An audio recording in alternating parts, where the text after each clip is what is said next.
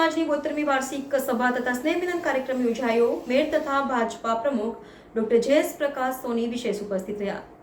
સૌરાષ્ટ્રના જુદા જુદા ગામોમાંથી વડોદરામાં સ્થાયી થયેલા મહાનુભાવોએ ભેગા થઈને એક સેવાકીય પ્રવૃત્તિ માટે સંસ્થાનું નિર્માણ કર્યું। તેનું નામ સૌરાષ્ટ્ર જૈન સમાજ। આજે સમાજ દ્વારા સમાજના બાળકોને પ્રોત્સાહિત કરવા તથા યુવાનો સારી સેવાકીય પ્રવૃત્તિઓ કરે અને પુણ્યનો ઉપાર્જન કરે તેની પ્રવૃત્તિઓ ખૂબ ઉત્સાહથી અમારા સૌરાષ્ટ્ર જૈન સમાજ દ્વારા જુદી જુદી પ્રવૃત્તિઓ કરવામાં આવે છે તેમ પ્રમુખ પ્રશાંતભાઈ શાહે જણાવ્યું હતું। દરમિયાનમાં સંસ્થાના મંત્રી અને પ્રિન્ટિંગ વ્યવસાય સાથે સંકળાયેલા અમિત શાહે જણાવ્યું હતું કે પ્રતિ વર્ષથી સૌરાષ્ટ્ર જૈન સમાજ દ્વારા વર્ષ દરમિયાન થયેલ જુદી જુદી તપસ્યાઓના તપસ્વીઓનું બહુમાન કરવામાં આવ્યું હતું। આજે પણ 8 ઉપવાસ, 21 ઉપવાસ, 51 ઉપવાસ, 68 ઉપવાસ, સીધી તપ, ઉપધાન તપના તપસ્વીઓનું બહુમાન કરવામાં આવ્યું હતું તથા સ્કૂલમાં અને કોલેજોમાં પ્રથમ આવેલા વિદ્યાર્થીઓ CA, CS, ડૉક્ટર, MBA વગેરે સૌરાષ્ટ્ર જૈન સમાજના વિદ્યાર્થીઓને ઇનામ આપીને પ્રોત્સાહિત કર્યા હતા। આજના કાર્યક્રમમાં જૈન સમાજના શ્રેષ્ઠી વિનુભાઈ શાહ, મહેન્દ્રભાઈ પુનાતર, ઉદ્યોગપતિ ભરતભાઈ ટોલિયા, અશ્વિનભાઈ દોશી, અતુલભાઈ શાહ, રાજુભાઈ શાહ, જયેન્દ્રભાઈ શાહ, શુમંગલ રચના, જયેશભાઈ ગાંધી, જૈન પ્રગતિ સેન્ટરના હાર્દિક શાહ તથા યુનિવર્સિટીના સેનેટ મેમ્બર અને જાણીતા જૈન અગ્રણી દીપક શાહ સહિત અનેક મહાનુભાવો ઉપસ્થિત રહ્યા હતા। સમગ્ર કાર્યક્રમનું સંચાલન દિવ્યાંગભાઈ તથા સેજલબેન શાહે કર્યું હતું। આજે શ્રી સૌરાષ્ટ્ર જૈન સમાજ દ્વારા એમની 72મી વાર્ષિક સભા હતી।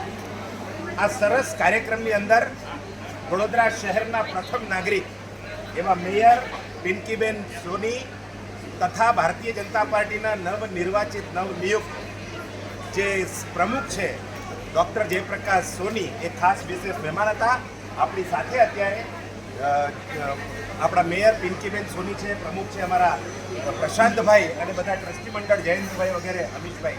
આપણે મેયરબેનને પૂછીએ આજનો જે સમાજ જે છે, સમાજની જે પ્રવૃત્તિઓ આપણે જોઈ એ પ્રવૃત્તિ અત્યારે વર્તમાન સમાજમાં કેટલી સંગોપાને ઉપયોગી છે એવું આપને લાગે છે?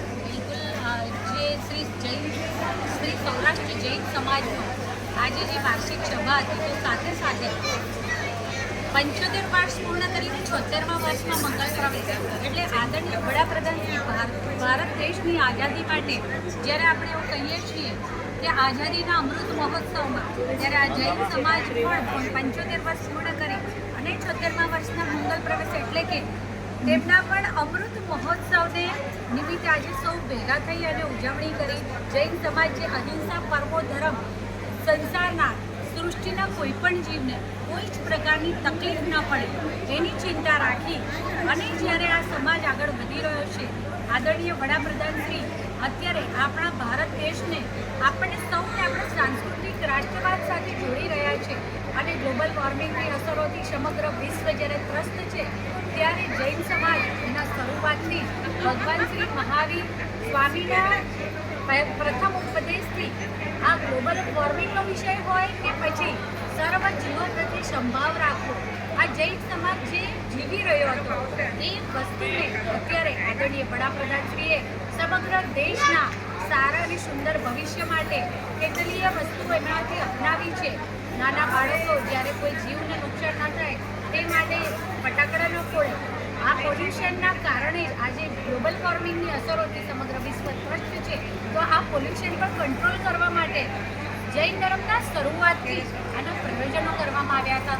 તો સાથે સાથે ધાર્મિક પરંપરા પોતાની પછીની પેઢીને એના પછી આવનાર પેઢીને એટલે કે ભવિષ્યના વિશ્વના સર્જનમાં જૈન સમાજ પોતાના ધર્મને, પોતાના સાંસ્કૃતિક રાષ્ટ્રવાદને બાળકોના મૂળમાંથી કહેવાય છે કે બાળક એ એક કોરી સ્લેટ જેવું હોય છે, માખણ જેવું તેનું મન હોય છે, ત્યારે એમાં આવી રીતે જીવ પ્રત્યે દયાભાવ રાખવો કે પછી સૃષ્ટિને કોઈ પણ પ્રકારના ગ્લોબલ વોર્મિંગ પ્રકારની વસ્તુઓથી દૂર રાખવી, આ બધું બાળકને જો એના ઉછેરમાં જ ભણી લેવામાં આવે ત્યારે ખરા અર્થમાં સુંદર ભવિષ્યની અને સુંદર ભારતની રચના, એક ભારત શ્રેષ્ઠ ભારત અને સર્વશ્રેષ્ઠ ભારત જે આદરણીય વડાપ્રધાનશ્રીને સ્વપ્ન છે એ સ્વપ્નને સાકાર કરવામાં જૈન સમાજ પહેલેથી જ કાર્યરત છે। હું અભિનંદન પાઠવું છું શ્રી સૌરાષ્ટ્ર જૈન સમાજને અને ભગવાન શ્રી મહાવીર સ્વામી તેમની આ એકતાને અકબંધ રાખે તેવી એમના ચરણોમાં પ્રાર્થના કરું। બોલો જીના શાસન। Subscribe now and press the bell icon. Never miss an update.